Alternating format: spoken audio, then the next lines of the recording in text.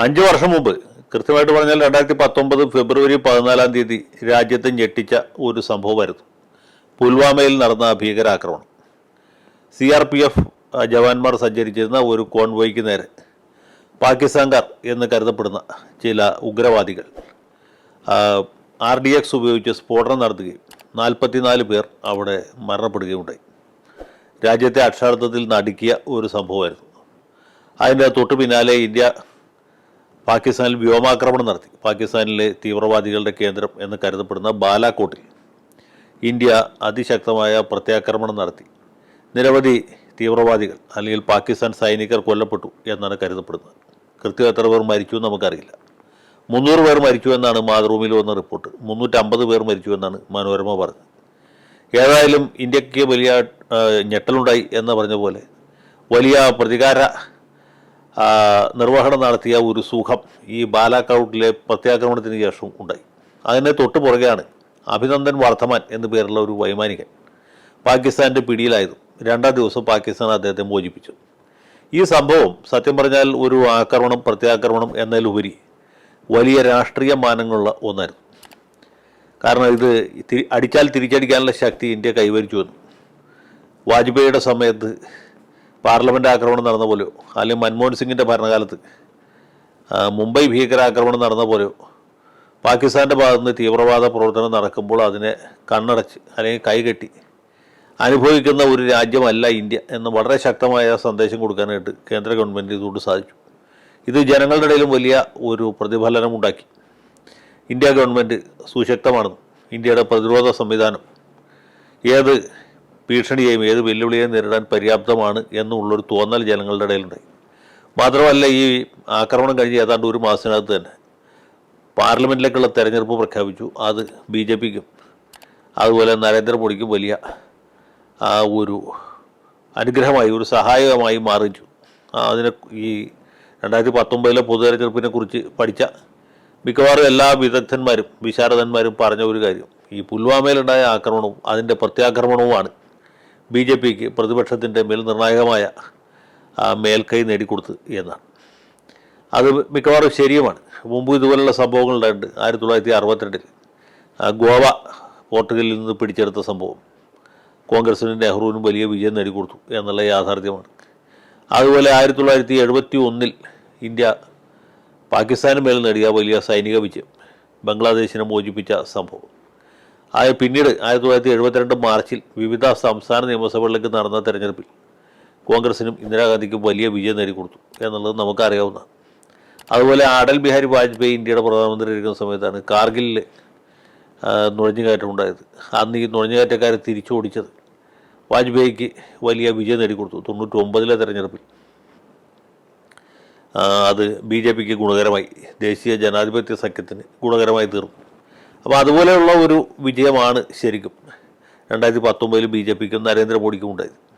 ഇതെല്ലാവരും അറിയുന്ന, എല്ലാവർക്കും അറിയുന്ന, പൊതുവെ അംഗീകരിക്കപ്പെട്ടിട്ടുള്ള ഒരു കാര്യമാണ്. മാത്രമല്ല, പക്ഷേ അതിൽ മറ്റൊരു കാര്യം, ഒരു വശവും കൂടിയുണ്ട്. ഈ ആക്രമണം നടന്ന സമയത്ത് സർക്കാരിനൊപ്പം അല്ലെങ്കിൽ ജനങ്ങൾക്കൊപ്പം നിൽക്കേണ്ടിയിരുന്ന പ്രതിപക്ഷ പാർട്ടികൾ, പ്രത്യേകിച്ച് കോൺഗ്രസ്, ഈ സംശയത്തിൻ്റെ ഉത്തരവാദി ഇന്ത്യ സർക്കാരാണെന്നും ഇന്ത്യൻ പട്ടാളത്തിന് അല്ലെങ്കിൽ സൈനിക മേധാവികളുടെ ഭാഗത്തുണ്ടായ വലിയ സെക്യൂരിറ്റി ലാപ്സ് കൊണ്ടാണ് ഇങ്ങനെ ഒരു ആക്രമണത്തിന് അവസരമുണ്ടായത് എന്നും ആരോപിച്ചു. സത്യത്തിൽ അങ്ങനെ ഒരു ആരോപണം ആ സമയത്ത് ഉന്നയിക്കാൻ പാടില്ലായിരുന്നു. രാഷ്ട്രീയമായിട്ട് അത് കോൺഗ്രസിനും പ്രതിപക്ഷ പാർട്ടികൾക്ക് ദോഷം ചെയ്തു.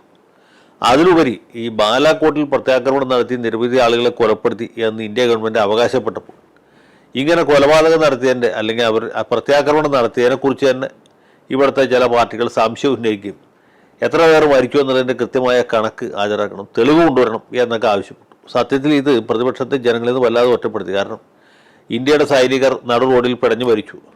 അതിൽ ഇന്ത്യ ഗവൺമെൻറ് കുറ്റപ്പെടുത്തുന്നു, പാകിസ്ഥാനെ അല്ല കുറ്റപ്പെടുത്തുന്നത്. രണ്ടാമത്, പാകിസ്ഥാനിൽ ഇന്ത്യ പ്രത്യാക്രമണം നടത്തിയെന്ന് പറയുമ്പോൾ അതിൻ്റെ തെളിവ് കൊണ്ടുവരൂ എന്നാവശ്യപ്പെടുക. ഇതൊക്കെ BJPക്ക് ഗുണകരമായി എന്ന് പറഞ്ഞ പോലെ അതിനേക്കാൾ കൂടുതലായിട്ട് കോൺഗ്രസിനും മറ്റ് പ്രതിപക്ഷ പാർട്ടികൾക്ക് ദോഷകരമായി ഭാവിച്ചു. ഈ നേതൃത്വത്തിലിരിക്കുന്ന ആളുകളുടെ അവരുടെ ഹ്രസ്വദൃഷ്ടി കൊണ്ടാണ് ഇങ്ങനെയുള്ള അപകടങ്ങളൊക്കെ സംഭവിക്കുന്നത്. രാഷ്ട്രീയ ത്യാജ്യഗ്രാഹി വിവേചന ബുദ്ധിയുള്ളവരാണെങ്കിൽ അങ്ങനെ അഭിപ്രായം പറയില്ലായിരുന്നു. ഇതൊക്കെ കഴിഞ്ഞുപോയ കഥകളാണ്. പിന്നീട് ജമ്മു കാശ്മീർ ഗവർണറായിരുന്ന സത്യപാൽ മല്ലിക് മാധ്യമങ്ങൾ കൊടുത്ത വെളിപ്പെടുത്തലിൽ പറഞ്ഞത് ഇന്ത്യ ഗവൺമെൻറ്റിൻ്റെ ഭാഗത്ത് സെക്യൂരിറ്റി ലാപ്സ് ഉണ്ടായി എന്ന് തന്നെയാണ്.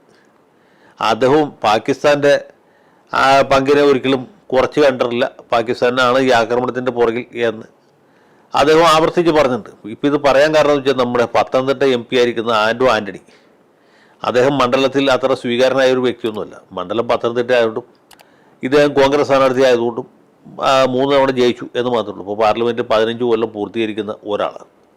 ഇന്ത്യയുടെ വിദേശ നയം എന്താണെന്ന്, പാകിസ്ഥാനുമായിട്ടുള്ള ബന്ധം ഏത് രീതിയിൽ വഷളാണെന്നൊക്കെ അദ്ദേഹത്തിന് അറിയാം. അറിയാത്ത ആളൊന്നുമല്ല. അദ്ദേഹം കഴിഞ്ഞ ദിവസം പത്രസമ്മേളനം നടത്തവേ മാധ്യമപ്രവർത്തകരുടെ ചോദ്യത്തിന് ഉത്തരവായിട്ട് പറഞ്ഞു 42 ഭടന്മാരുടെ ജീവൻ കുരുതി കൊടുത്താണ് കഴിഞ്ഞ തവണ BJP ജയിച്ചത് എന്നാണ്. അത് പരോക്ഷമായൊരു കുറ്റപ്പെടുത്തലാണ്. അത് പോട്ടെ എന്ന് വിചാരിക്കാം. കോൺഗ്രസിൻ്റെ രാഷ്ട്രീയ ലൈൻ ഇത് ചോർന്നാണ്.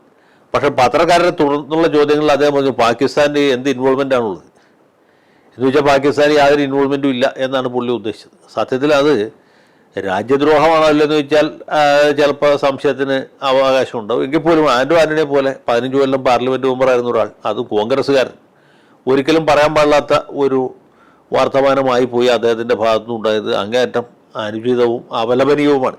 ഇതിൻ്റെ പ്രത്യാഘാതം കേവലം പത്തനംതിട്ട മണ്ഡലത്തിൽ BJP അത് വെച്ച് രാഷ്ട്രീയ മുതലെടുപ്പ് നടത്താൻ ശ്രമിക്കാം. CPM സ്ഥാനാർത്ഥി സഖാവ് തോമസ് ഐസക്ക് തന്നെ ആൻ്റണിയുടെ പ്രസ്താവനയെ തള്ളിപ്പറഞ്ഞിട്ടുണ്ട്. കാരണം അദ്ദേഹത്തിന് അറിയാം ഇതിൽ പാകിസ്ഥാൻ്റെ പങ്ക് ആർക്കും തർക്കിക്കാൻ പറ്റാത്തൊരു കാര്യമാണ്. രാഹുൽ ഗാന്ധി പോലും ഈ പുൽവാമയിൽ ആക്രമണം നടത്തിയത് പാകിസ്ഥാനല്ല എന്ന് പറഞ്ഞിട്ടില്ല. ആൻ്റണി എന്തിൻ്റെ അടിസ്ഥാനത്തിലാണ്, അല്ലെങ്കിൽ ആരെ സന്തോഷിപ്പിക്കാൻ വേണ്ടിയാണ് ഇങ്ങനെ പറഞ്ഞതെന്നറിയില്ല. ആൻ്റണിയുടെ പ്രസ്താവനയെ വളരെയധികം പ്രകീർത്തിച്ചുകൊണ്ട് ഈ ജമാഅത്തെ ഇസ്ലാമിയുടെ ഉടമസ്ഥയിലുള്ള നമ്മുടെ മീഡിയ 1 ചാനൽ ഒരു ചർച്ച സംഘടിപ്പിക്കുന്നത് കാണാനിടയായി. അപ്പോൾ പുൽവാമയിലെ ആക്രമണം മോഡി തന്നെ നടത്തിയതാണ് എന്നും അതിൽ സത്യപാൽ മല്ലിക് ഇങ്ങനെ പല കാര്യങ്ങളും പറഞ്ഞിട്ടുണ്ട് എന്നുമാണ് അതിലെ ഈ അടുപ്പൂട്ടി ചർച്ച നടത്തുന്ന ആളുകൾ പറഞ്ഞത് കേട്ടു. അതൊക്കെ തികച്ചും തെറ്റാണ്. പുൽവാമയിലെ ആക്രമണം നടത്തിയത് പാകിസ്ഥാനാണ്. ഇന്ത്യ ഗവൺമെൻറ്റിൻ്റെ ഭാഗത്ത് ഒരുപക്ഷെ സുരക്ഷാ വീഴ്ച ഉണ്ടായിട്ടുണ്ട് എന്ന് തന്നെ വിചാരിക്കുക. എങ്കിൽ പോലും പാകിസ്ഥാൻ നടത്തിയ ആക്രമണം പാകിസ്ഥാൻ നടത്തിയത് അല്ലാതാവുന്നില്ല. ആൻ്റണി പറഞ്ഞത് അങ്ങേയറ്റം തെറ്റായിട്ടുള്ള ഒരു കാര്യമാണ് എന്ന് മാത്രമല്ല ഇന്ത്യയുടെ സൈനിക സംവിധാനത്തെ തന്നെ അവമതിക്കുന്നതിന് തുല്യമാണ്. അദ്ദേഹത്തെ പോലെ ഒരു ഇരുത്തം വന്ന പൊതുപ്രവർത്തകന് ഒരിക്കലും പറയാൻ പാടാത്ത കാര്യമാണ് എന്ന് മാത്രമല്ല അതിനേക്കാൾ വലിയൊരു അപകടം ഇതിനകത്തുണ്ട്. ഇത് TV ചാനലുകാരൊക്കെ തത്സമയം ജനങ്ങളിൽ എത്തിച്ചതാണ്. പിന്നീട് അദ്ദേഹം ആ പ്രസ്താവനയിൽ ഉറച്ചു നിൽക്കുന്നു. ഞാൻ പറഞ്ഞതിൽ ഒരു തെറ്റുമില്ല. പാകിസ്ഥാൻ്റെ ഇൻവോൾവ്മെൻറ്റ് എന്താണ് എന്ന് മാത്രമേ ഞാൻ ചോദിച്ചുള്ളൂ. അദ്ദേഹത്തിന് അറിയില്ല എന്താണ് ഇൻവോൾവ്മെൻറ്റ് എന്നുള്ളത്. നമ്മൾ പറഞ്ഞു കൊടുക്കണം പാകിസ്ഥാൻ എന്ത് ഇൻവോൾവ്മെൻറ്റ് ഉണ്ടോ എന്ന് പുള്ളിക്ക് സംശയമാണ്. പത്രക്കാർ പുള്ളിക്ക് പറഞ്ഞു കൊടുക്കണമായിരുന്നു. അതിന് വേണ്ടിയിട്ട് പുള്ളി ജിജ്ഞാസ കൊണ്ട് ചോദിച്ചതാണ് എന്ന രീതിയിൽ പുള്ളി നിലത്ത് കിടന്ന് ഉരുളുന്ന കാഴ്ചയാണ് കണ്ടത്. അപ്പോൾ പോലും ഞാൻ പറഞ്ഞത് തെറ്റായിപ്പോയി, ഞാൻ ഖേദിക്കുന്നു, സൈന്യത്തെയോ സൈനിക നേതൃത്വത്തെയോ താഴ്ത്തി കാട്ടാൻ ഞാൻ ആഗ്രഹിച്ചിട്ടില്ല, അല്ലെങ്കിൽ പാകിസ്ഥാനെ ന്യായീകരിക്കാൻ ഞാൻ ഉദ്ദേശിച്ചില്ല. ഞാൻ പറഞ്ഞത് തെറ്റായ ഒരു അർത്ഥം വന്നിട്ടുണ്ടെങ്കിൽ ഖേദിക്കുന്നു, അതിൽ ക്ഷമിക്കണം എന്ന് പറയാൻ അദ്ദേഹത്തിന് കഴിഞ്ഞില്ല. അദ്ദേഹം എന്തിനു വേണ്ടിയിട്ടാണ് ഇങ്ങനെയൊക്കെ പറയുന്നത് എന്ന് അല്പം ആലോചിച്ചാൽ നമുക്ക് മനസ്സിലാവും.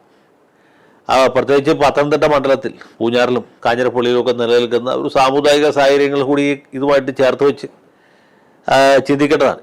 അപ്പോൾ ആൻ്റണിയെ പോലെ ഒരു കോൺഗ്രസ്സുകാരൻ ഇത്ര നിരുത്തരവാദപരമായ പ്രസ്താവനകൾ നടത്തി ഏതെങ്കിലും സമുദായക്കാരുടെ അല്ലെങ്കിൽ ഏതെങ്കിലും വിഭാഗക്കാരുടെ വോട്ട് മേടിച്ച് ജയിക്കാമെന്നാണ് വിചാരിച്ചിട്ടില്ലെങ്കിൽ അദ്ദേഹം മൂഢസ്വർഗത്തിലാണ് ജീവിക്കുന്നത്. കാരണം മറ്റ് സമുദായക്കാർക്ക് വോട്ടുണ്ട് എന്ന കാര്യം അദ്ദേഹം ഓർമ്മിക്കുന്നത് നല്ലതായിരിക്കും. പക്ഷേ ഇതിൻ്റെ പ്രത്യാഘാതം ഇതിലും ഭയങ്കരമാണ്. ഉത്തരവാദിത്തപ്പെട്ട ഒരു കോൺഗ്രസ് നേതാവ്, അതും കഴിഞ്ഞ 15 കൊല്ലമായിട്ട് പാർലമെൻറ്റ് അംഗമായിരിക്കുന്ന ഒരു വ്യക്തി ഇങ്ങനെ ഒരു പ്രസ്താവന നടത്തിയാൽ ഇത് BJPക്കാർ അഖിലേന്ത്യാ അടിസ്ഥാനത്തിൽ ഉപയോഗിക്കും. അവരിതിൻ്റെ ക്ലിപ്പുകൾ ഉപയോഗിച്ച് കോൺഗ്രസ്സുകാർ മുഴുവൻ രാജ്യദ്രോഹികളാണ്, കോൺഗ്രസ്സുകാരെല്ലാവരും സൈന്യത്തെ ഒറ്റുകൊടുക്കുന്നവരാണ്, അല്ലെങ്കിൽ പാകിസ്ഥാനെ പരോക്ഷമായി പിന്തുണക്കുന്നവരാണ് എന്ന ഒരു വലിയ സന്ദേശം രാജ്യവ്യാപകമായിട്ട് ഉണ്ടാക്കിയെടുക്കും. അല്ലെങ്കിൽ തന്നെ കേരളം ഈ ജിഹാദികളുടെയും കമ്മ്യൂണിസ്റ്റുകാരുടെ ഒരു കേന്ദ്രമാണ് എന്നൊരു തെറ്റിദ്ധാരണ വളരെ വ്യാപകമായിട്ട് വടക്കേ ഇന്ത്യയിൽ ഉണ്ടാക്കിയിട്ടുണ്ട്. അത് സംഘപരിവാറിൻ്റെ അജണ്ടയുടെ ഭാഗമാണ്. തോമസ് ഐസക്ക് പറഞ്ഞ അഭിപ്രായം കൃത്യമാണ്. പാകിസ്ഥാൻ്റെ ഇൻവോൾവ്മെൻ്റ് ആർക്കും നിഷേധിക്കാൻ പറ്റുകയില്ല. ആൻ്റണി പറഞ്ഞ അങ്ങേറ്റം അപലപനീയമാണ്. കാരണം പാകിസ്ഥാൻ എന്താണ് ഇൻവോൾവ്മെൻറ്റ് എന്നാണ് അദ്ദേഹം ചോദിച്ചത്. പാകിസ്ഥാൻ എന്താണ് ഇൻവോൾവ്മെൻറ്റ് എന്നറിയാത്ത ആളാണെങ്കിൽ അദ്ദേഹം ഇന്ത്യൻ പൗരനായിട്ടിരിക്കാനുള്ള യോഗ്യത ഇല്ല എങ്കിൽ ഉണ്ടെങ്കിൽ പോലും, അഥവാ ഉണ്ട് എന്ന് വിചാരിച്ചാൽ പോലും ഇന്ത്യൻ പാർലമെൻറ്റിൽ അംഗമായിരിക്കാൻ തീരെ യോജിച്ചൊരാളൊന്നുമല്ല. അദ്ദേഹത്തെ പോലെ ഭൂമിക്ക് ഭാരമായ നേതാക്കന്മാരാണ് സത്യത്തിൽ ഇന്ത്യൻ നാഷണൽ കോൺഗ്രസ് ഇന്നത്തെ ദുരവസ്ഥയിലേക്ക് നയിച്ചത് എന്നുകൂടി ഞാൻ പറയും. കാരണം യാതൊരു ഉത്തരവാദിത്ത ബോധവും ഇല്ലാത്ത, അവരവർ പറയുന്ന വാക്കിന് ഏതൊക്കെ തരത്തിൽ രാഷ്ട്രീയമായ അർത്ഥങ്ങളും ദുരർത്ഥങ്ങളും ആരോപിക്കപ്പെടും എന്ന് മനസ്സിലാക്കാൻ കഴിവില്ലാത്ത, സ്വന്തം മൂക്കിനപ്പുറം കാണാൻ കഴിയാത്ത ആൻ്റണിയെ പോലുള്ള ആളുകളാണ് കോൺഗ്രസിൻ്റെ ഏറ്റവും വലിയ ശാപം.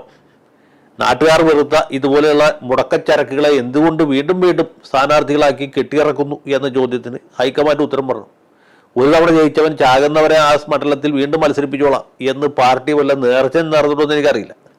കൊടിക്കുന്നിൽ സുരേഷിനെ പോലെ ആൻഡോ ആന്റണിയെ പോലുള്ള ആളുകളെ വീണ്ടും വീണ്ടും കതർ വസ്ത്രം അണിയിച്ച് നമ്മുടെ മുമ്പിലേക്ക് വോട്ടഭ്യർത്ഥിച്ച് പറഞ്ഞയപ്പിക്കുകയാണ്. ഇങ്ങനെയുള്ള സ്ഥാനാർത്ഥികൾ മത്സരിച്ചാൽ ന്യായമായിട്ട് മത്സരിക്കുന്ന ആളുകളുടെ വിജയസാധ്യത പോലും വല്ലാതെ അപകടത്തിലാകും എന്നെങ്കിലും കോൺഗ്രസിൻ്റെ ഹൈക്കമാൻഡും ലോ കമാൻഡും നോ കമാൻഡും തിരിച്ചറിയുകയാണെങ്കിൽ ആ പാർട്ടിക്ക് കുറച്ചു നാൾ കൂടി ഈ നാട്ടിൽ നിലനിൽക്കാൻ കഴിയും. അല്ലെങ്കിൽ അത് ചരിത്രത്തിൻ്റെ ഭാഗമായിട്ട് മാറും.